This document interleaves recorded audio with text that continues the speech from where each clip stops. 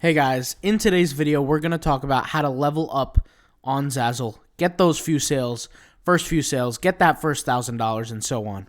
Well, honestly, I'm just going to talk from my personal experience. When I was trying to figure out how to make money on Zazzle, I had to reverse engineer the process. I'll explain what I mean in just a second, but for those who signed up to the course, you probably already know the story. For those who are new to the channel, who essentially never seen my videos before, you probably don't know this story. Now, the story goes like this. Usually most print-on-demand platforms, I do very well when I start. I don't say that to brag, but I have a general good understanding of how algorithms work, how designs work, things like that. Well, Zazzle was not part of that story, guys. It took me more than 3 months to get my very first sale on Zazzle. Little embarrassing, I know, it is what it is, but at the end of those 3 months, at the very end, I got a bulk order sale of 200 keychains. That's what really started to trigger the way I started to think, and it really controlled the way I started to think and the way I started to operate on Zazzle. I started to change the way I behave. And there's one little tip, it's little, but it's very, very impactful, that really shifted the way I started to perform from a financial perspective. I went from making $0 for the first 3 months, finally getting that bulk order sale, and then crossing over to $290, I think, the first month. And then this was after the bulk order sale, after those 3 months. So the first month of actual success was like $290. Then after that, it was over $1,200. And then so on and so forth to the point where we got past $3,400 a month. Now, I know for some people, doing past $3 to $4 grand a month on Zazzle might be a little bit. Some people, it might be a lot. If it's a little bit to you, then I guess you don't have to watch this video. For me, it's a pretty good amount. I'm not going to complain. So I'll just show you kind of how I got there. So very simple. This one tip changed everything for me. I'll show you what I'm talking about. So first thing that I did that changed the game for me is I first used to create designs. And then I used to adapt the design to whatever keyword I wanted it to adapt to. So I would create my design, and then I would try to post it on Zazzle. Or I would think of the design, go into the customizer, and then post it. But actually, things shifted for me. Now, I do the research before I do the design.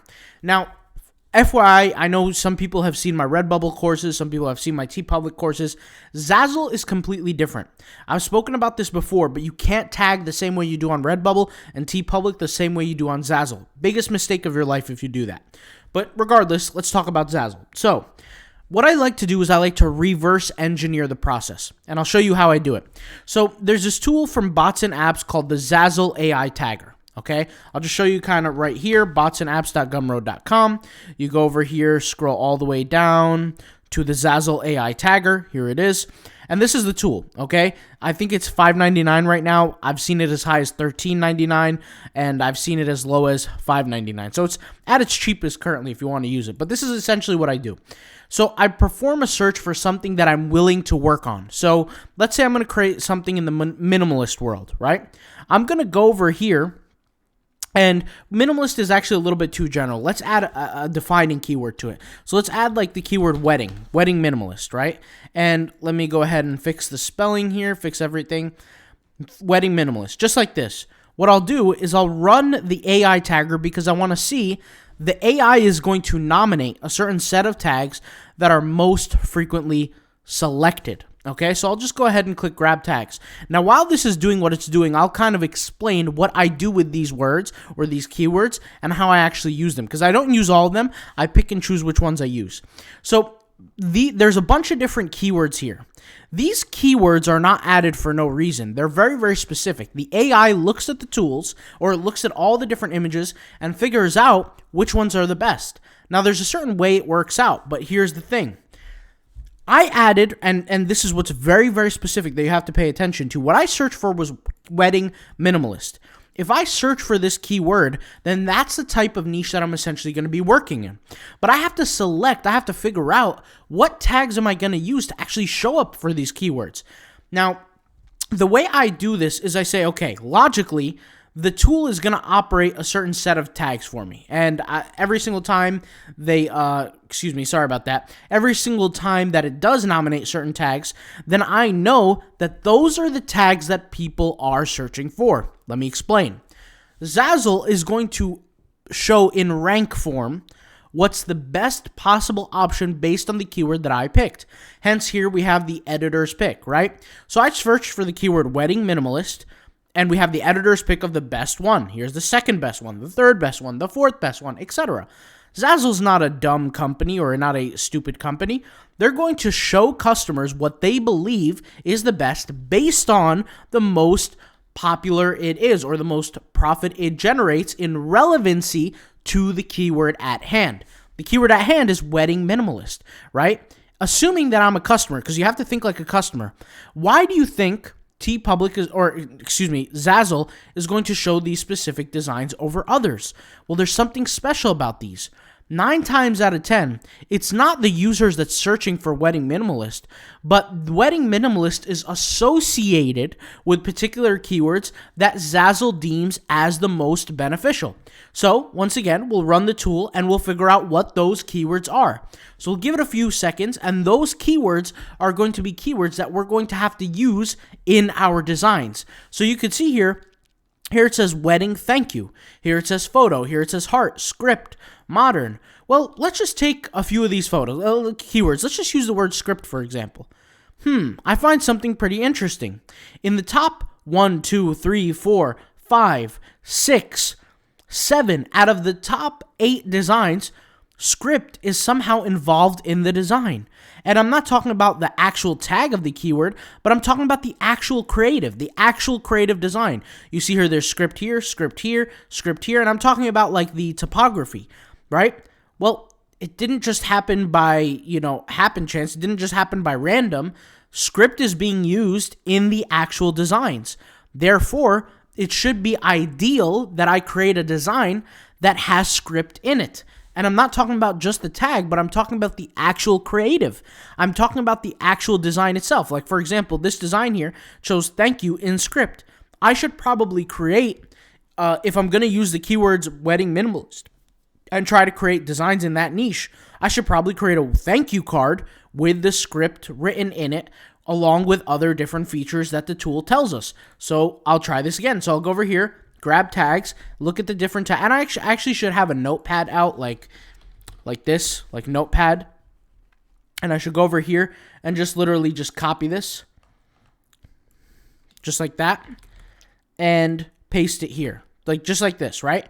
And I should look at what keywords matter before I actually go out there and create the design.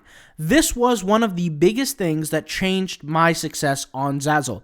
In the beginning, I used to just create designs and try to fit them in the right categories.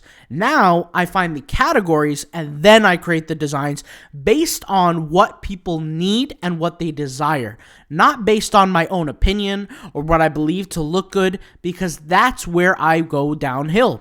Just because I think something looks good or I think that it matches or whatever the case may be, does not mean that people are actually going to enjoy it. That's just the reality. So you can see here, here it says script, modern, elegant. Not only are these keywords that I'm going to be adding, but I'm going to be looking for indicators of designs that will contain some elegant elements, some script elements, a heart maybe, whatever comes up. So if it said floral, maybe I'll include some floral designs or floral artwork in my work. You get what I'm saying? Here's the keyword rustic. Maybe I should include some rustic touches here and there. All these different things matter.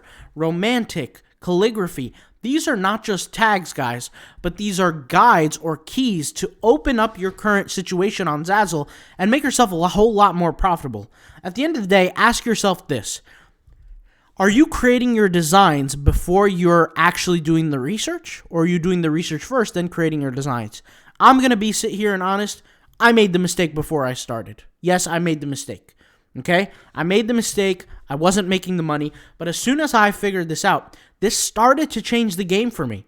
Now, this is just the first step. I don't want to sit here and sell people a pipe dream. You're actually going to have to go out there and do the work. You're going to have to create design after design after design. You're going to have to test. You're going to have to do the actual work. If you're a consistent Zazzle seller, you probably already know that. I'm probably not, convincing you that you don't have to work to make money. You obviously have to work to make the money. But this was just a video just to show what I'm talking about and give precedence to understand where we're coming from, okay? So hopefully you guys enjoyed this video. Hopefully it opened your eyes for all the Zazzle sellers out there. I know a lot of my different fans and followers and viewers don't actually sell on Zazzle or not committed to Zazzle. Zazzle is very effective. It's just a matter of applying yourself. And like I said, it took me a long time to actually go up that level and start applying myself. And you guys know this story from the Zazzle course that I put out, the Zazzle tagging course, which has to do with the concepts of tagging and things like that. But you guys already know about that if you're in the Zazzle course, Zazzle membership. So I'll talk to you guys later. Thank you guys for watching. I'll leave the links in the description to the tool if you want it. Obviously, it's not for everybody. Once again, not everybody is a Zazzle seller. Not everybody is a beginner or advanced, seller. So I'll just leave this link in the description along with the course if you guys are interested. And I'll talk to you guys later, all right? Peace out. Bye.